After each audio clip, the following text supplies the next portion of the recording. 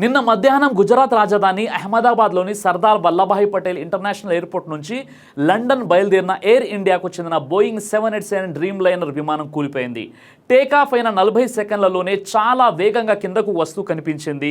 ఈ విధంగా టేకాఫ్ అయిన 2 నిమిషాల్లో ఎయిర్పోర్ట్ సమీపంలోని బీజే మెడికల్ కాలేజ్ హాస్టల్ భవనంపై కుప్ప కూలిపోయింది. విమానం చాలా దూరం వెళ్ళాలి కాబట్టి భారీగా ఇంధనం నింపబడింది.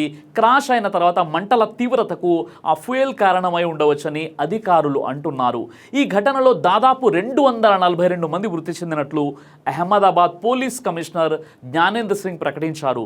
ప్రమాదం తీవ్రతతో మాంసపు ముద్దలుగా దేహాలు పడి ఉన్నాయి. మరణించిన వారిలో 169 మంది భారతీయులు, 53 మంది బ్రిటిషర్స్, 7 పోర్చుగీస్ పౌరులు, 1 కెనడాకు చెందినటువంటి వ్యక్తి ఉన్నారు. వీరితో పాటు 2 పైలట్స్, 10 మంది ఎయిర్ హోస్టర్స్ ఉన్నారు. అలాగే గుజరాత్ మాజీ సీఎం విజయ్ రూపానీ ఈ విమానంలో ఉన్నారు. ఈ ప్రమాదంలో ఒక వ్యక్తి సజీవంగా ఉన్నాడని ఇప్పుడు వార్తలు వస్తున్నాయి. పోలీసులు 11A సీటులో ప్రాణాలతో బయటపడినటువంటి ఒకరిని కనుగొన్నారు. ప్రాణాలతో బయటపడిన వ్యక్తిని రమేష్ విశ్వాస్ కుమార్ ప్రస్తుతం ఆసుపత్రిలో చికిత్స పొందుతున్నాడు. ప్రమాదం తర్వాత స్వల్ప గాయాలతో బయటపడ్డ రమేష్ నడుచుకుంటూ ఆసుపత్రికి వచ్చాడు. ప్రస్తుతం అహ్మదాబాద్ సివిల్ ఆసుపత్రిలో చికిత్స పొందుతున్నాడు. అయితే టేకాఫ్ అయిన తర్వాత 30 సెకండ్లకు విమానంలో పేలుడు సంభవించినట్లు రమేష్ పోలీసులకు చెప్పాడని Ahmedabad police commissioner G S Malik ధృవీకరించారు. ఈ విమానం మెడికల్ హాస్టల్ పై పడడంతో 5 వైద్య విద్యార్థులు మరణించారు. వీరిలో 4 అండర్ గ్రాడ్యుయేట్ విద్యార్థులు, 1 పోస్ట్ గ్రాడ్యుయేట్ ఉన్నారు. 30 నుండి 40 మంది అండర్ గ్రాడ్యుయేట్ వైద్యులు గాయపడ్డారు. ఈ మృతదేహాలను గుర్తించడానికి DNA నమూనాలను అందించాలని గుజరాత్ ప్రభుత్వం విమానంలో ఉన్న వ్యక్తుల బంధువులకు విజ్ఞప్తి చేసింది.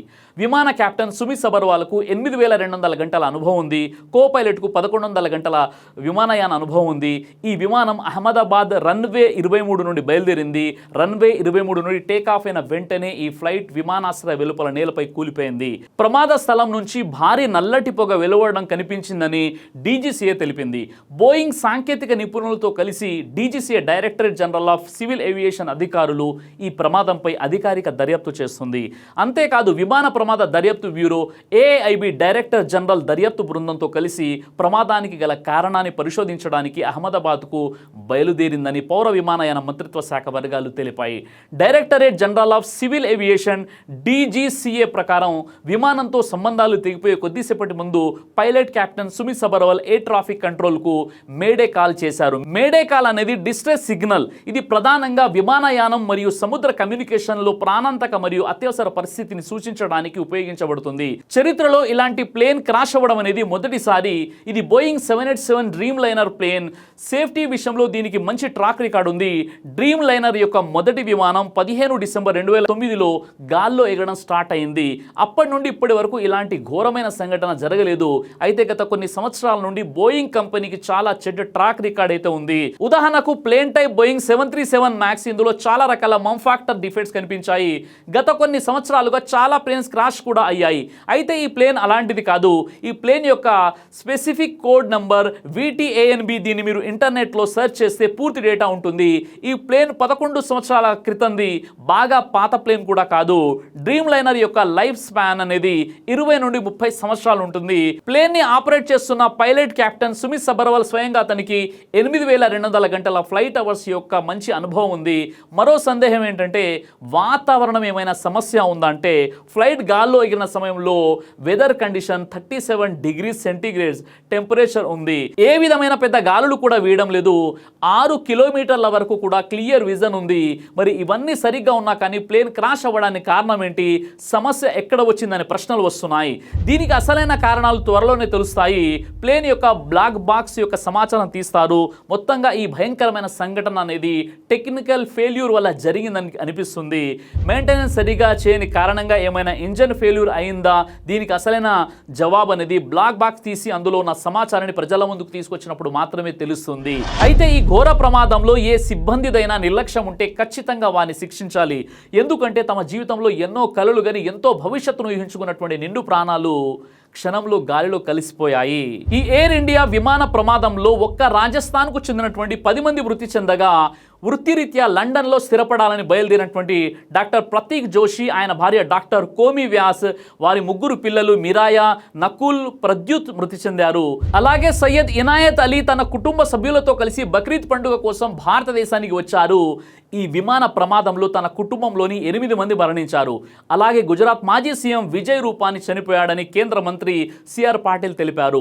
విజయ్ రూపానీ 2016 నుండి 2021 మధ్య కాలంలో గుజరాత్ సీఎంగా పనిచేశారు. ఈ సందర్భంగా మనమంతా తెలుసుకోవాల్సిన విషయం ఏంటంటే, మనకు కండబలం ఉందని, ధనబలం ఉందని, పొలిటికల్ పవర్ ఉందని, నేను చాలా పెద్ద హోదాలో ఉన్నానని, నాకు డైరెక్ట్గా సీఎంతో సంబంధాలు ఉన్నాయని, పెద్ద పెద్ద వ్యక్తులు నాకు తెలుసని, పెద్ద పెద్ద ప్రాపర్టీస్ ఉన్నాయి, పెద్ద పెద్ద లగ్జరీ కార్లు ఉన్నాయి, ఎంతో విలాసవంతమైన జీవితం గడుపుతున్నాను, ఇంకా బాగా ఆరోగ్యంగా ఉన్నాను, నేను ఏమైనా చేయగలనని విర్రవీగేటటువంటి మనిషి నువ్వు తెలుసుకో. నీకు ఏ క్షణమైనా మరణం రావచ్చు కాబట్టి బ్రతికున్న రోజులు మంచి మానవత్వంతో బ్రతకాలి, దైవాన్ని గుర్తించి ఆయనను స్మరించుకుంటూ జీవితం గడపాలి, మంచి పనులు చేస్తూ ఉండాలి, చెడ్డ పనులకు దూరంగా ఉండాలి, ఇతరులకు సహాయం చేస్తూ మానవత్వంతో బ్రతకాలి. ఈరోజు టెక్నాలజీ ఎంతో అభివృద్ధి చెందింది, ఆర్టిఫిషియల్ ఇంటెలిజెన్సీ ప్రపంచాన్ని ఏలుతుంది. అయినప్పటికీ పోయిన ప్రాణాన్ని మాత్రం ఎవరు తీసుకురాలేరు, పోయే ప్రాణాలను ఎవరు కూడా కాపాడలేరు. ఇదే మనిషి యొక్క యథార్థం. కాబట్టి విర్రవీగుతూ అహంకారంతో జీవితం గడపకూడదు. ఏ క్షణమైనా నీ ప్రాణాలు పోవచ్చు కాబట్టి మానవత్వంతో మంచిగా బ్రతికే ప్రయత్నం చేద్దాం. ఈ సందర్భంగా ఈ విషాద ఘడియలో ప్రాణాలు కోల్పోయినటువంటి ఆ కుటుంబాలకు నేను నా యొక్క ప్రగాఢమైనటువంటి సానుభూతిని తెలియజేస్తున్నాను. దైవం మనందరికీ కూడా సన్మార్గాన్ని ప్రసాదించుగాక. దైవ ప్రవక్త ముహమ్మద్ సల్లల్లాహు అలైహి వసల్లం వారు తెలియజేశారు, కడుపుకు సంబంధించినటువంటి అన్ని రకాల వ్యాధులకు అద్భుతమైనటువంటి ఔషధం తల్బీనా. ఇది దైవ ప్రవక్త వారి సున్నత్, మంచి ఆహారం, ఇమ్యూనిటీ బూస్టర్, ఇందులో షిఫా ఉంది. ఇది మంచి ఔషధంగా కూడా పనిచేస్తుంది కాబట్టి పిల్లలు అయినా పెద్దలు అయినా ఎవరైనా దీనిని ఉపయోగించవచ్చు. అలాగే ఖురాన్లో దైవం తెలియజేశాడు, తేనెలో మీకు స్వస్థత ఉంది అని. కాబట్టి స్వచ్ఛమైనటువంటి ఫారెస్ట్ హనీ కోసం మీరు సంప్రదించండి. అలాగే పురుషుల కోసం ప్రత్యేకంగా తయారు చేయబడినటువంటి షాహీ హల్వా, ఇది లైంగిక సమస్యలను దూరం చేసి శృంగార సామర్థ్యాన్ని పెంచుతుంది, మీ దాంపత్య జీవితంలో మంచి అనుభూతినిస్తుంది. ఇందులో ఎలాంటి సైడ్ ఎఫెక్ట్స్ లేవు. ఇది కంప్లీట్గా హెర్బల్ ప్రొడక్ట్స్తో తయారు చేయబడినటువంటిది. కాబట్టి స్క్రీన్ పై కనిపిస్తున్నటువంటి ఈ నెంబర్స్కి కాల్ చేసి మీరు ఇప్పుడే ఈ ప్రొడక్ట్స్ని ఆర్డర్ చేసుకోవచ్చు. కొరియర్ ఫెసిలిటీ కూడా ఉంది. ఆలస్యం ఎందుకు, వెంటనే ఆర్డర్ చేయండి.